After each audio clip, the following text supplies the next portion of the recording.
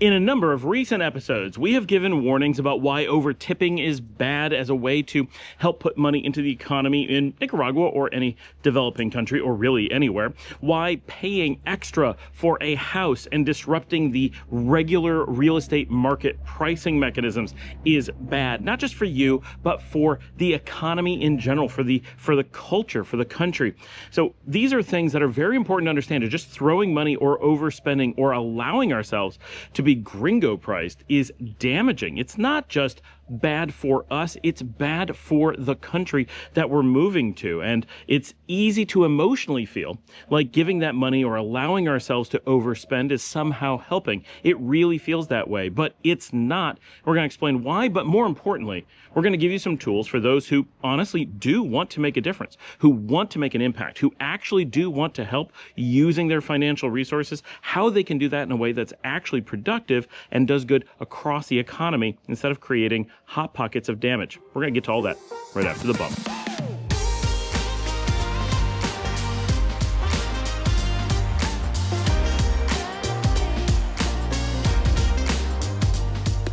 Thank goodness it's overcast today because it's about 93 degrees and we are feeling it in the afternoon. I'm Scott Owl Miller and I'm your host from León, Nicaragua. I've been living abroad from the United States for about 10 years, with about half of that time being here in my permanent home of Nicaragua. Before we dive into today's topics, we're going to cover a little bit of our housekeeping stuff, but we're also going to give some examples to make it clear why it's potentially dangerous and why it can create problems in the economy when we do things like over-tip by dramatic amounts, as some people were pushing for in the comments. And a lot of people did point out, people who are pushing for over-tipping as a mechanism, especially in response to explanations as to why it's damaging, risky, and can harm the economy, are often responding emotionally because they've been called out for doing something that is quite bad. And what that is quite often North Americans especially use tipping as this mechanism, will throw money around when they go other places as a way to either pretend to be benevolent and get this attention drawn on them, or they will do so to feel superior. These are nasty behaviors. And of course, to some degree, people will overtip because we're trained to, right? But people who are trained to overtip because that's the American culture, who then encounter information as to why that's something they should avoid, are not going to react emotionally and be upset about it. They're going to pull back and go, oh, I can tip less, do something else with my money, and do greater good for the same or less money, help myself and help other people. That's fantastic.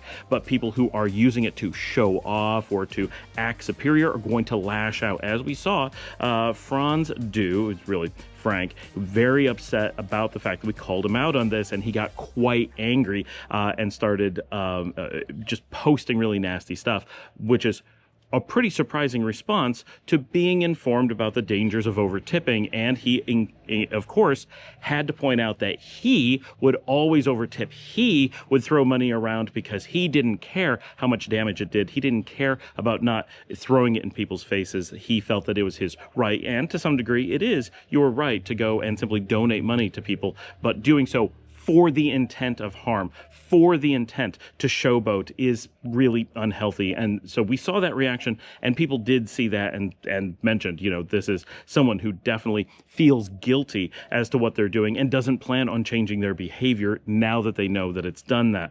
That's a reaction you're going to see, and it's surprising how many people, especially when traveling abroad, let that come out. When they're home in the United States, those tips may be quite excessive in their total income, right? And so they're much less likely to do it because when they go to a restaurant in Houston, for example, the amount that they're able to tip extra, if they did so in a large amount, would be really damaging to them financially, and it would be an unimpressive amount to people in that city in most cases, that they're simply not able to throw money around to make themselves feel important. But when you're in the third world, it is really common for people from rich countries or high income countries to then throw money around and use it as kind of a way to get attention or to get treated specially, or to simply feel good that they can feel superior to people. And so it's a real social problem that we have to watch out for as expats. In our thing that we say, right, be a good expat. Over tipping, I understand. It's completely natural for us to feel like giving an extra large tip is somehow a good thing. But now that we know why it's not, then we want to pull back on that, but we definitely want to find tools to give that money away. So we're going to talk about that right after our housekeeping. So real quick, if you want to get in on the live discussions that we have all the time, we have an expats group on WhatsApp. Go down into our show notes. There's a link that will take you right into the Expats of Nicaragua group. There's also additional groups for all the different cities like León, Granada, Managua, and so forth. Great places to hook up with people that might be your neighbors, or you might get information about places you're interested in traveling or moving to, or you just want to have expats to discuss things with. It's a great group to join. Go ahead and sign up there. If you need to contact me, again, in the show notes. If you would like to send in a video question that we put you on the show, information's in the show notes. We have a lot of stuff in the show notes. If you want to see additional channels that I have, including Nicaragua 360 and Nicarumba, which does musical events of Nicaragua, get down in those show notes. It's all there. And of course, you can go down to the comment section, say hello, leave your own comments, and ask your own questions. But we prefer if you send them in by video, if you would be so kind. We love it when people do that. But of course, most of you don't want to be on video, so go ahead and write in your questions. If you do want to support the channel, you can buy me a coffee. Link is in the show notes. We'll put it on the screen a couple times as well. And we're going to move on with giving an example of just how damaging it can be, or to give an example of how skewed a tip can be in one of these cases. So if you're in Nicaragua, first of all, the thing we need to, and this is going to be the foundation of everything we're talking about today, the number one crisis in Nicaragua is a lack of employment, not a low income rate. This is very important for people to understand, because casual observers, or those who just don't take an interest in it, will miss this, because it's very easy to ask, how much do people get paid? That number seems low to us, and we assume that that is the problem that we are witnessing in many cases, that is the economic crisis that we're observing. That is not the case. Of course, higher salaries would be nice as a general thing. That is true anywhere in the world. We're not saying that that is not true, but to compare it to the real crisis of unemployment would be completely misleading. The issue here in Nicaragua is that there are not enough jobs to go around. This is getting better a little bit as more and more companies are hiring foreign workers, and Nicaraguans are an ideal workforce for many of those positions for a lot of reasons. However, Nicaraguans do broadly lack English-speaking skills, whether it's high-end English or just English training in general, and this does put them a little bit behind the eight ball as far as being ready for a lot of remote work jobs. But as a culture, as a physical location, as an infrastructure ready country, everything is in place to make remote work really, really excellent from Nicaragua. So we do see some improvements happening. We do see some positive moves, but it doesn't change the fact that we have an incredibly high unemployment rate.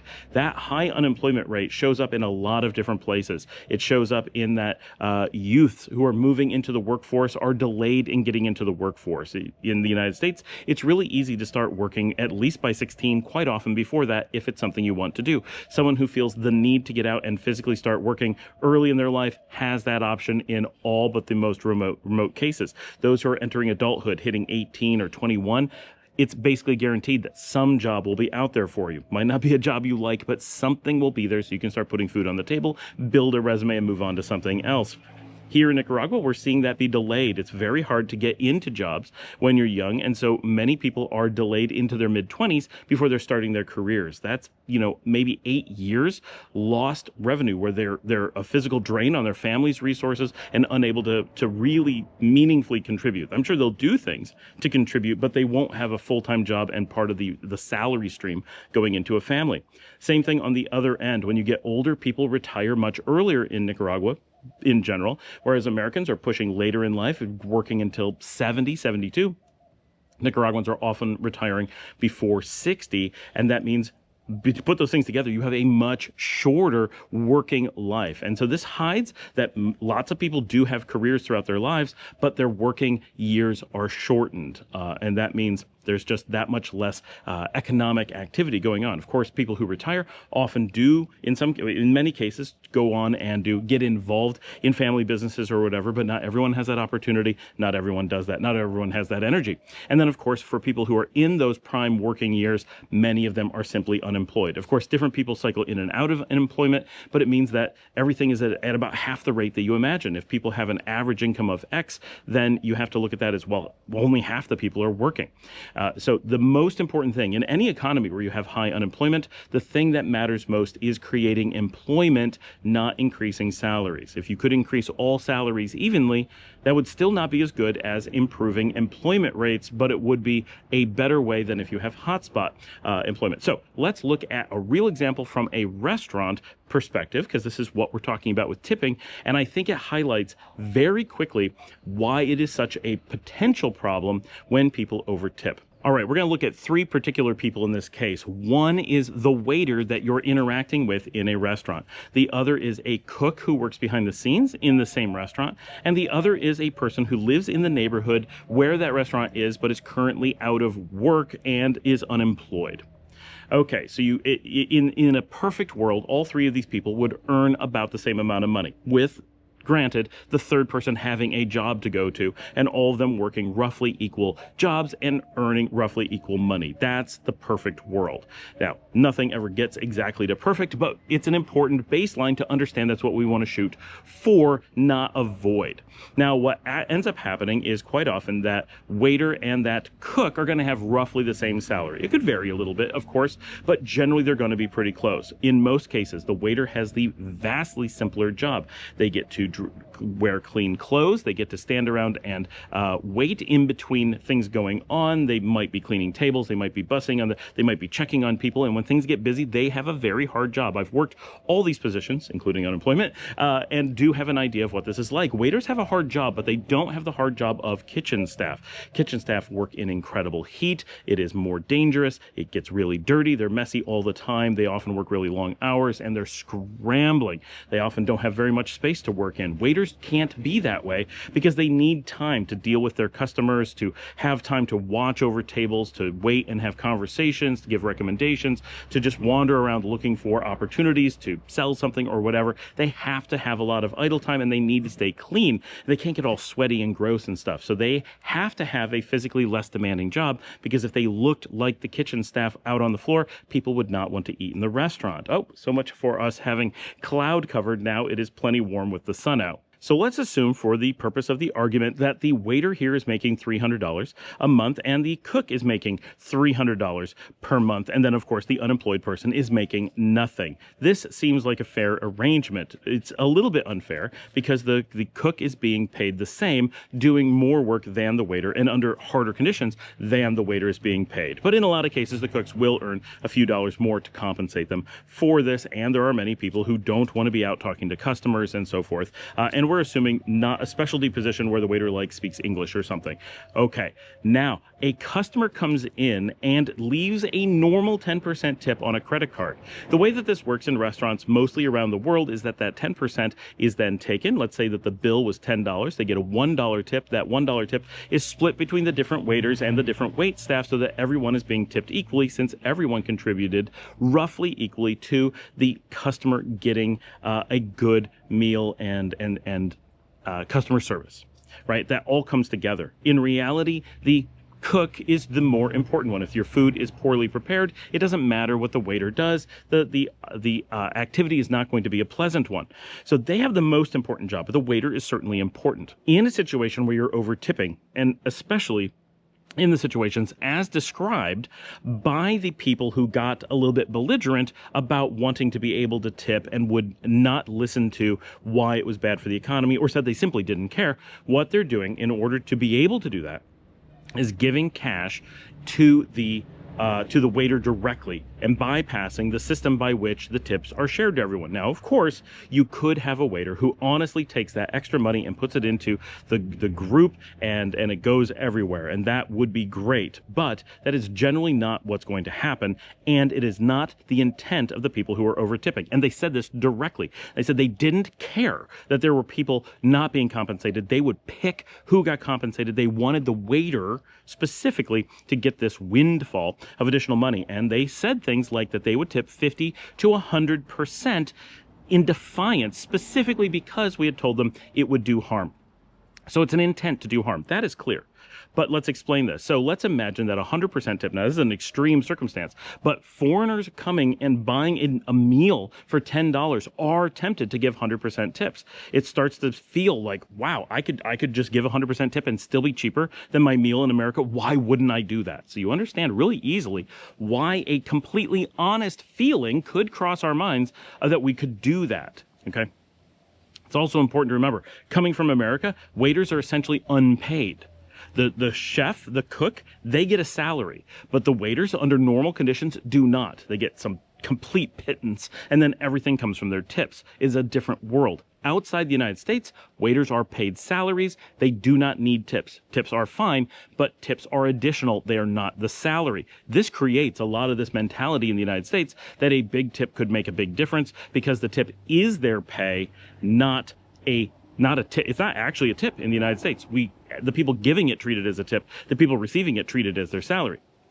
So if you were to tip 100% and that went to the waiter, first of all, that 10% would normally still be there. That would go to everyone else. So that's good, I guess. But that 100% additional that you're giving will probably go directly to the waiter. Now you have two problems. One is that waiter just made $10 in a single day. If they worked every day in a month and had one table per day that did this, they would have double the salary. So that's just one table per day at $10. That's one meal at $10 doing 100% tip would double their salary. If you had two tables per day or one table with two people that did this, imagine it was someone on a date or just out with their spouse and they decided to do 100% tip, you easily are looking at $20 to $30 per day in that one tip activity. So if we take this position where we have $30 coming in per day and multiply it by 30 days, it's a little bit extreme, but it makes the point. You're looking at a tip amount of $900 per month on top of a salary of $300. So you now have a waiter who is earning for doing less work and being less hot and being more relaxed and getting to dress better, making 4 times $1,200 per month instead of $300 per month, and the person who is unemployed remains unemployed. This alone creates a problem. Why is the waiter being paid so heavily at random? You're just picking them because people like people who do customer service, and we want to reward them for that. That's not a healthy thing to do in society in general. That is not just making that person richer. That is punishing the other people. That is sending a message that you really dislike the other people who are working and doing things or not working and doing things, right? You're really picking one person being like, we're going to make you rich. Everyone else will have less because of that. And it's important to understand the amount of money we're talking about means if you tip 100%, it means that you are paying the waiter on top of their salary, more than another waiter at the same time who's waiting around doing nothing, the cooks, the janitors, the cleaners, the delivery people, the owners of the restaurant, the investors who put up the money and took the risk, the farmers who are making the food, the delivery truck drivers who are bringing the food, and everyone else involved from putting the seeds in the ground to putting the food in your mouth combined. Let's make that clear. That waiter for that meal earns more, brings in more as pure tip, pure cash on top of their salary than every single person in the supply chain of putting that meal on that table combined. Every person who took risk, every person who worked hard, every person who did things behind the scenes, every one of them. And everyone has been told, if they knew you were doing this, how little you think of them and how much you like someone just because they're the person who got the windfall of being the one to interact with you. Now, this creates a couple of problems. One is that you have this disparity that makes absolutely no sense, and people who are randomly making very high salaries and people who are working very hard making low ones. Of course, that does happen in society, and that alone is not a reason that we have to avoid things, but it is problematic when a random position makes big money. Now, in reality, typically a position like that does not make that money in a steady way. They make it sporadically, and sporadic income is a dangerous thing, especially when you're not used to large amounts of money. If you are a millionaire already and you have excess spending capacity, then getting an extra $5 million once in a while doesn't tend to send you into a downward spiral. But if you are living paycheck to paycheck and suddenly receive 3 paychecks of completely additional money that no one knows about and you have no reason to need, is likely to cause you to either spend that money recklessly because it's a windfall, right? People are not prepared in that position to mentally address what to do wisely with a lot of extra money. So chances are you're going to encourage someone to do something reckless, to go buy something beyond their means and take on debt. That's a common thing because they believe they will keep getting that money in the future, or they will potentially put it into vices, buying alcohol or worse, which is a downward spiral in most cases, of course, or even doing things really good. They may spend it on consumable items and suddenly just spend that money on a new camera, as I might be attempted to do, or so forth. And when you do that, in almost all those cases, not only is the expenditure potentially damaging to the person that received the money, and definitely potentially damaging to their working conditions and their business, the place where they work, but you're also potentially, and very likely, sending at least a large amount of that money out of the economy. If they're going to buy alcohol or worse, if they're going to buy cameras or whatever, chances are those things aren't made inside the country. So they're going to spend that excess money typically outside the country, and the economy is going to lose that money. Whereas if you spent it more wisely, it may stay in the economy and make a larger long-term impact. Also, and this is very real, no one who has, if you have not worked in a restaurant, you cannot comment on this. If you are experienced, you know that this is absolutely the expected behavior. When you have really high tips like this, where you have super rich foreign customers, or super rich by comparison foreign customers coming in and throwing money around inappropriately like this, it is standard in tourist areas around the world that the restaurants become unaffordable to the local population, or if they remain affordable, that their customer service declines. And people immediately jumped in to support my statement that in places that are like this, it's very common that they go there, and if you're a local who is from that place, restaurants will refuse to serve you, or waiters will just ignore you because they make so much money from getting a single foreign table than from a room full of locals that they're willing to just give away that business, because to the waiter, all of the money is in the tip. That's where the profit is. But to the restaurant and the cooks and the economy and the neighborhood, it's in the selling the meals. And so you cause major damage. This is one of the reasons why restaurants go out of business and struggle to survive in tourist areas, while a handful of waiters are running around throwing money around like crazy, and the restaurants are failing, the cooks are unable to pay their bills, and the locals are unable to get places to eat. Restaurants are empty, but the waiters are standing out there cajoling foreigners to come in, and it then leads, of course, to that awful situation where you have people out on the street yelling at you and shoving menus in your face because they're so desperate for your business. But if you were a local and came up, they wouldn't even bother to serve you. It's a terrible situation. It ruins the economy, and it ruins the culture for the Nicaraguans in this case. Everybody loses, even in many cases, the waiter that you're tipping. But once in a while, they do make out, but not in a really healthy way. And now with all of that, we're still left with that one person being out of work, but it could result in all those people being out of work because they were unable to sustain the restaurant once they were no longer servicing people in a smart way.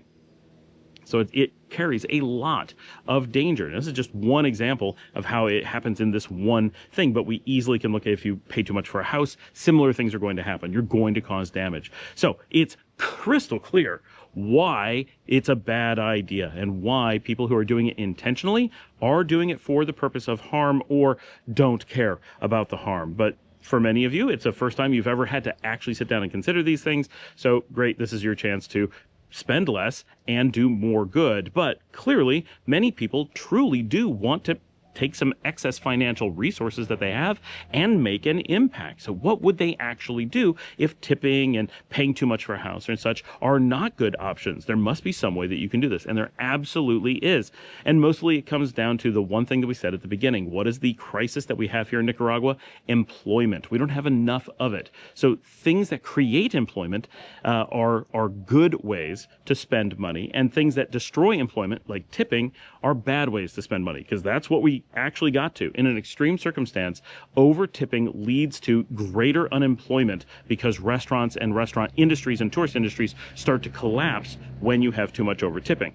Now, of course, if you're just a tourist, it's harder to put money into the economy in a smart way, other than just being more of a tourist. Spend more time, go to more restaurants, eat more things, do less to conserve money, and more going out and doing things. The more that you do things that require services, that require people to cook food for you, for people to drive you around, all those kinds of things, those things help. And a great example is when people want to rent a car and drive themselves around, generally that car rental money is going to go to an international company and not to Nicaraguans. But if you, to some degree, some Nicaraguans are benefiting from that. But far better, hire a driver for barely any more money, in some cases actually less money. You'll have someone bringing a Nicaraguan-owned car with a Nicaraguan-paid driver to drive you around. You'll get a better experience in most cases. You'll have a more relaxing time. You'll be able to do more stuff, and that money will help the economy even more. So that's just a cherry-picked example, but it's a really good one that shows how by thinking a little bit differently, you can actually do a world of good. Giving someone a day or a week or a month of steady employment just because you were going to spend that money in a similar way on a car otherwise, and then that person can help you, right? They could be like your private tour guide in many cases. They can navigate different cities, whatever. And if you want to, you can take them along with you on long distance trips, get them a hotel room, buy them food, all those things. Now, of course, you're spending more and more money, you start doing that stuff, but if that's what you want to do, then those kinds of things contribute to the economy in a good way, right? Buying more services in lots of different ways are major things. If you're a tourist, it's always a little bit more of a struggle, but you'll generally be able to find some way. But now, if you are actually living in Nicaragua, if you're actually going to be spending a large amount of time, then there are some different things, and I made some notes, so I want to go through these because I think there are some really solid ways that, if you really stop and think about it, probably makes a lot of sense, but people aren't used to thinking about how do you create jobs as people just living in a country. So let's talk about that. Domestic employment is the place to start. This is huge, and it really makes a difference. And it's a huge thing for most of my viewers as well. This is not just throwing money around. This is getting something awesome for yourself while making a huge difference. So if instead of tipping someone $30 or whatever at a meal a few times a month, you could take that same money, let's say 10 meals where you were tempted to tip by an extra $30, or take the example of Franz, who was saying he would tip 50 to 100%, at least $50. He said every time he went out, well, if he was to go out just 8 times, even less, 7 times, 6 times in a month, he could convert that reckless, cruel over-tipping into hiring a full-time housekeeper for his house. Now, this does highlight that very unlikely is he actually tipping like that, right? People who are belligerent about tipping probably aren't actually doing it. That you're trying to get the credit for showing off without actually having to spend the money. Otherwise, they would just silently do it. But if you did have that temptation, that same money for just a few meals out, 2 a week or less, will pay for a full-time housekeeper who will cook for you in your home. They may live with you, they may not. They may clean and cook and do laundry, or just some of those things in a subset, whatever makes sense for you. But domestic help is a great way to go. And that's if you just want to help a little bit. Now, imagine you were going out for a meal every day. This is extreme, but if you were going to go out to a restaurant every day, overtip every time in these kinds of numbers, well, then you could take that same money for another set of days and hire a full-time gardener. I have a huge garden. We have a gardening staff that comes in. Now, they only come in one day every couple weeks, so it's not a huge thing, but you could easily have a giant garden, pay people to take care of it. Maybe you wouldn't hire a full-time person, but a part-time person or a service is a great way to go. Just stop doing things for yourself. Hire people to do things for you, and that creates jobs. Notice that we're not in the scenario where we were over tipping, and we had that waiter making $1,200, and we had that kitchen staff making $300, and that poor person who was unemployed who wanted to work, and there just weren't enough jobs. By doing this instead, that waiter is still making $300. They're making an appropriate amount. That cook is making $300, and now that person who's unemployed is employed at $300. We just solved that problem. We did so much more good for the economy. We took someone off the dole, off of abject poverty, out of panic, and gave them a good, healthy job, and you can treat them great, right? And you can pay them a little bit above average and do a great job. Now, we use an extreme example saying the 1,200. That would allow you to hire 4 full-time people. 4 people who were previously unemployed could be employed full-time. That's the amount of difference in someone's life you could make for the kind of tips that people are claiming to be throwing around. Another domestic help that you can hire is a full-time driver. It's amazing how beneficial it is to have a driver. They could be going out and doing shopping for you. I think Joseph McGruber mentioned just often North Americans hate shopping, and especially hate shopping in other countries. He's right, but this is a great way where you could hire someone to do that for you. I have professional shoppers who work for me too. I have 2 people, neither of them are dedicated to it, and they split the duties for that. It makes a huge difference. They are able to do those things much better than me. It doesn't bother them because they're used to it, and they're able to get better prices than me. They're able to go to more places. They know exactly where to go. They're much more efficient. It's great. So these are really, really huge, impactful ways where you just make such a difference in real people's lives. And it doesn't just affect them, it affects their families and their communities. Because when you have someone who's unemployed, the whole community is pulling together and scraping, trying to keep them from starving. And when you do this, they become a contributor rather than a deficit to their community. It doesn't just change their lives, it changes everyone's life around them and their families and their children. And it just so much of a difference. You can do home improvement projects. Now, if you have an apartment, you're going to want to minimize this, but if you're a homeowner, do tons of improvements. Make big differences in your home or in your garden, or put in an outbuilding, or any kinds of things. You can imagine what would be good for you, but it's easy to come up with a lot of beneficial things that wouldn't create a full-time job, but would create many days or weeks of work for someone. For example, maybe putting in a bigger septic system, or putting on a second story, adding a reading nook, or an outdoor bodega, or a completely separate laundry area. You can imagine what makes sense for you, but you get the idea. This one's a bit weirder, but it's real. What if you worked remotely? Just by working remotely, meaning you live in Nicaragua, but you take a job, say, online to the US or Canada or Western Europe or wherever, by doing that, you're naturally bringing in resources from the outside into Nicaragua. You're still going to need to spend them in other ways that we're mentioning here. But if you're here and retired but have some extra time, or just whatever, you have some spare time and you think, boy, I'd like to keep myself occupied and I'd like to make a difference by bringing money in that way. Yes, you're naturally going to spend it here in country in most cases, and you'll need to use these other techniques to probably unload some of that money, but it's a way to bring money in that isn't being generated inside Nicaragua. And that's one of the most important things. So often when we think about doing business or whatever in Nicaragua, we think about running a business in Nicaragua and making our money from Nicaraguans. That doesn't benefit the economy unless we're doing something that Nicaraguans just couldn't do that they needed, and we're providing more good than we are taking in profits, which is very unlikely.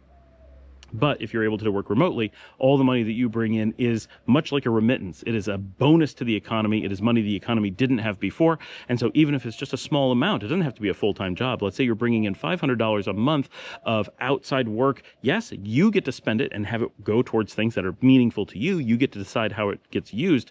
But that $500 enters the economy and didn't exist previously. So it's completely a windfall at a national economic level. Instead of just working remotely, you can start a business that does essentially the same thing, brings in external revenue. This could be starting a business that provides services to the outside world, or it could be a business that creates products. You could open a factory here and manufacture widgets, right? Or a food item. You can make potato chips and sell them not inside the country, not that you should avoid selling them inside the country, but sell them primarily outside the country so that you're bringing in revenue from the outside world to create jobs here in Nicaragua. That's a great way to go. Now, that's an extreme example, but these are all things that many people who have these kinds of financial resources could consider doing and probably should. That doesn't mean you have to run it. Doesn't mean that you need to feel obligated to make profits from it, as long as you are employing people. So you have a factory and they're making widgets and you're shipping those widgets outside the country. All of that money you get from selling those comes into Nicaragua from the outside. So you're generating an additional amount of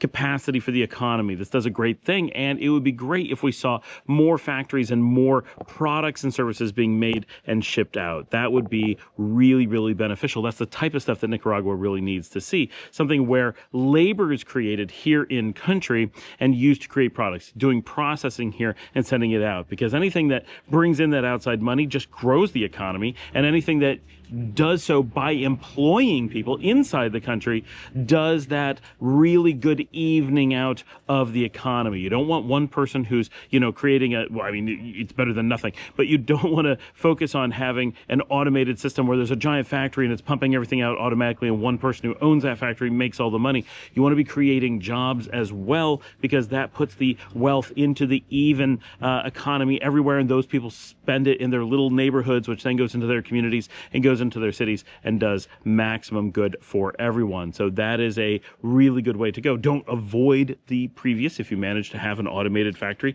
and just bring in revenue to the country, that of course is better than nothing. But if you're looking for how do you maximize good, look for things that sell services or goods abroad, but use human labor here in the country to generate it. That's the sweet spot that makes that huge, huge difference. Okay, you can also, and people will think of this quite often, but it's important to mention you can volunteer. You could teach. Those two things can apparently go together, obviously go together. You can assist in different community activities. You can get involved with organizations and such. You can do litter control. Go around, pick things up, clean things up, help with the community. You can volunteer with animals. There's a ton, and this is going on right now.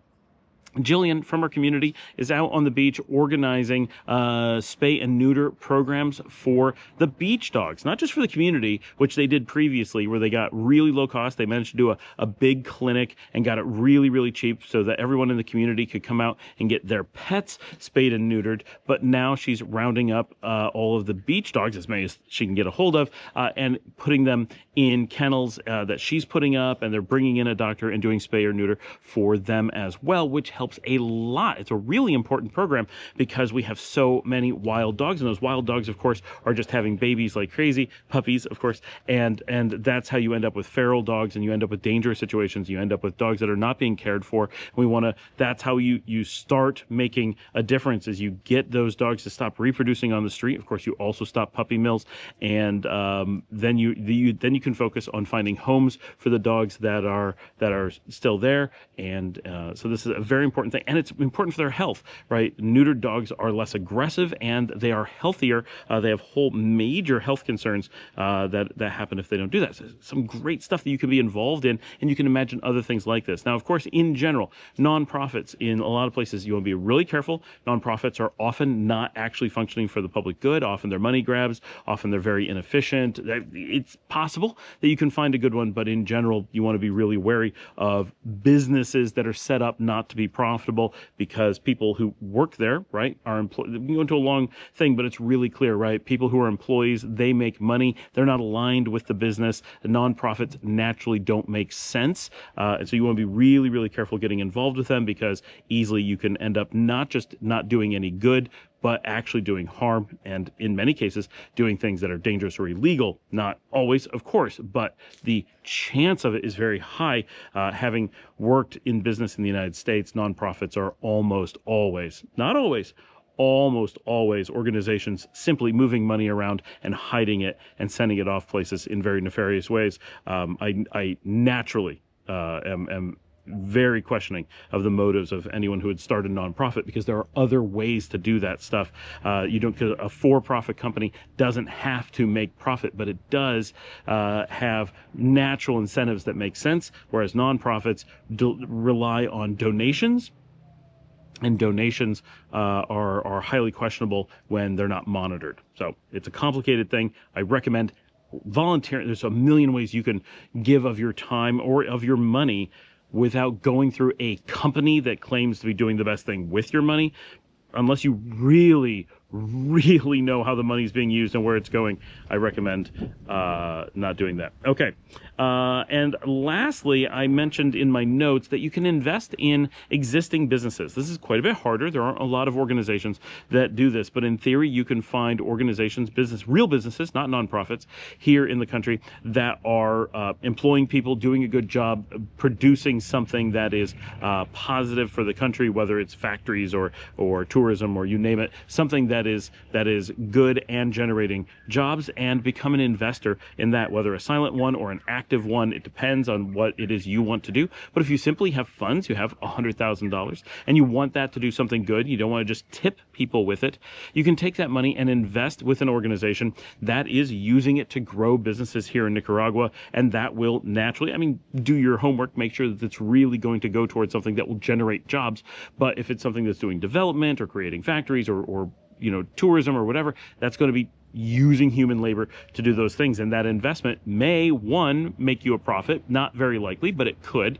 Two, it's probably not going to burn your money away, so that it may become a perpetual thing where that money goes into the economy and just churns out additional economy over time. It grows itself, and it goes presumably towards employment in a way that is naturally driven by the free market to do something that is logical. So it's a generally really good way to make a positive impact on the country, and being willing to do so when you don't have an expectation of returns, or you don't have an expectation of high returns, can work out really well. It's kind of as close to charity as you can get, while actually having the protections of not being a charity. You're not gifting something, you're creating jobs, expecting people to work, treating them well, but creating jobs that weren't there before, which again is the number one thing we need to do.